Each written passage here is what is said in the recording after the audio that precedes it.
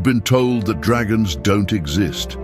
That is technically true, but only in this world, the world that you are in right now, the world in which you are watching this very video.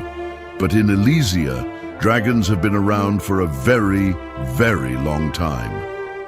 So sit back and relax while we go through a brief history of dragons in the world of Elysia.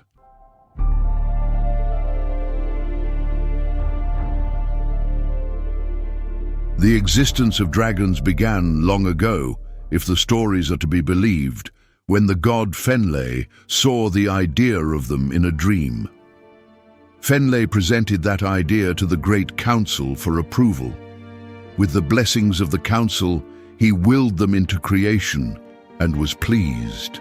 It is also written that not long after the birth of dragons, Ion, chief among all gods, created the elves as well.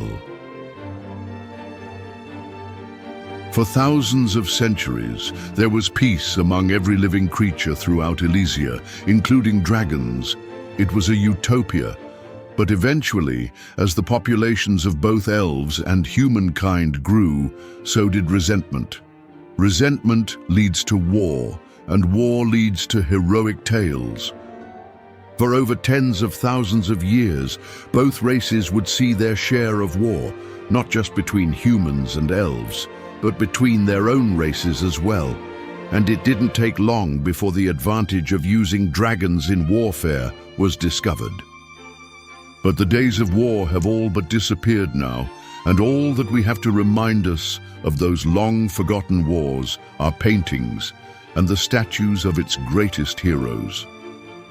And speaking of paintings, if you ever make it to the great city of Sanctum, you can see some amazing paintings and statues of the great heroes of old that are housed in the art gallery in the Royal Bathhouse. Some of the notable paintings there include these of the famous Daltrey women, who were not only fierce in combat, but incredibly skilled with their weapons of choice. They also outnumbered the men there 10 to 1, but that was thousands of years ago. Some notable statues are also on display outside Kaisenel Academy for those who wish to learn about the history of Elysia or to just admire the great works of art. Among these are 1st General Lucius, 1st General Typhus, Captain Aemon, 3rd General Valicus, and Lord Kaisenel himself. If you visit the gallery, you might even catch a glimpse of some statues that even come alive.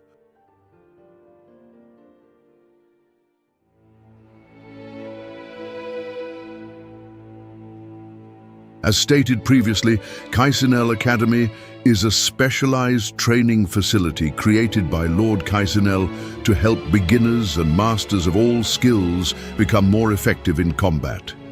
Located in the rich and beautiful city of Sanctum, Kaisenel Academy headquarters offers training for all forms of combat, from hand-to-hand melee to magic-based skills.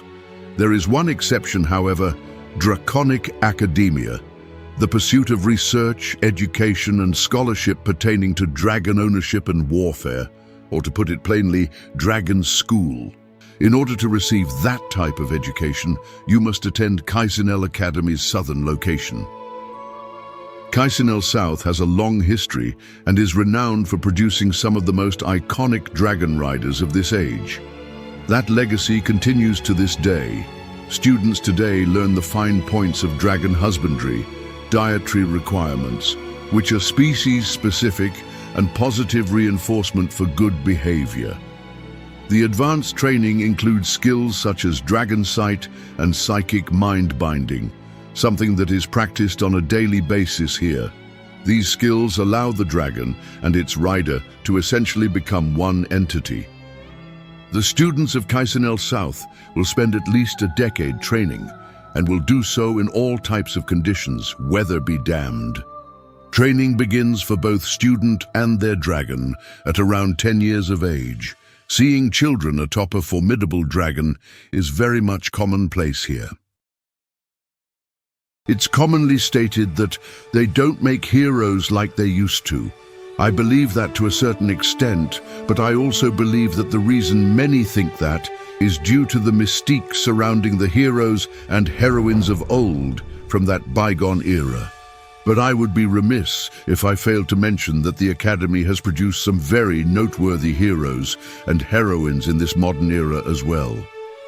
Men such as Sir Errol, whose wit and strategy allowed himself and the 23 soldiers under his command to take the midnight plains of Nox, or Sir Richard of Blue Ridge, who, with his mighty dragon Nahosh, overtook and laid low the Eastern Vale in Elton, or perhaps Lady Valera and her fierce dragon Freudis, who showed an encroaching village of destructive barbarians how one single she-elf and her dragon can defend the woodlands that she so dearly loved.